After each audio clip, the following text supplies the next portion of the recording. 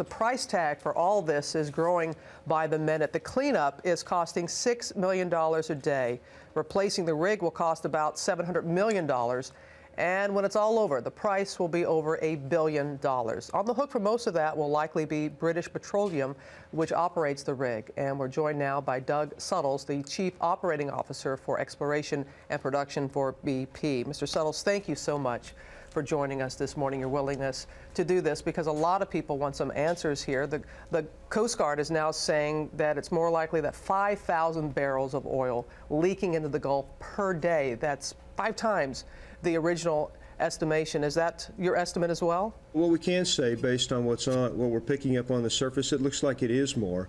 So I think something between 1 and 5,000 barrels a day is a reasonable estimate. The Coast Guard has its doubts that your company is able to handle a spill of this size, and they're even thinking about using resources from the Department of Defense. Can you handle this? At this point, I believe our plan can handle this spill, and that's what we're doing. We're using everything available. And everyone in the industry, and in fact the public at large, is offering their help, and that gives me more confidence that we'll be successful. People are wondering why you didn't have a particular device on the rig. There are 2 major oil-producing countries, Norway and Brazil, and they have an automatic shut-off valve called an acoustic switch. That's what they're called.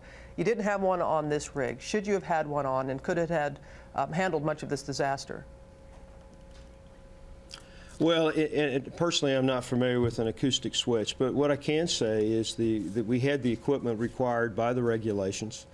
We don't know why when the accident occurred. Now I should probably clarify, the lease we're drilling on is owned by BP and a few other companies.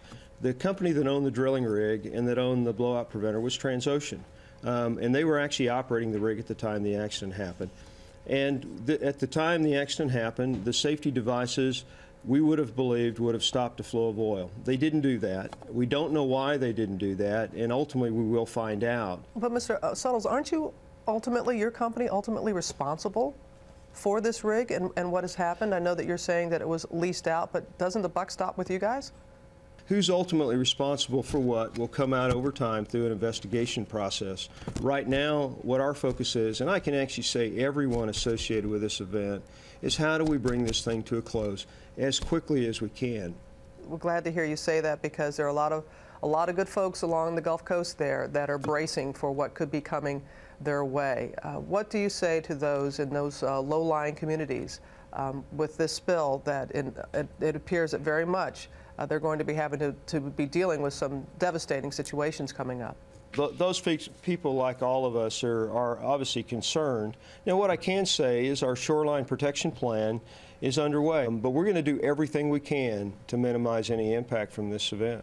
All right, Doug Suttles, thank you so much for your time this morning. And as always, we are thinking of those who lost their lives on that rig, those 11 people as well. But Mr. Suttles, thank you very much. Thanks, Robin. Take care. Thanks for the opportunity. You're very welcome. Bye now.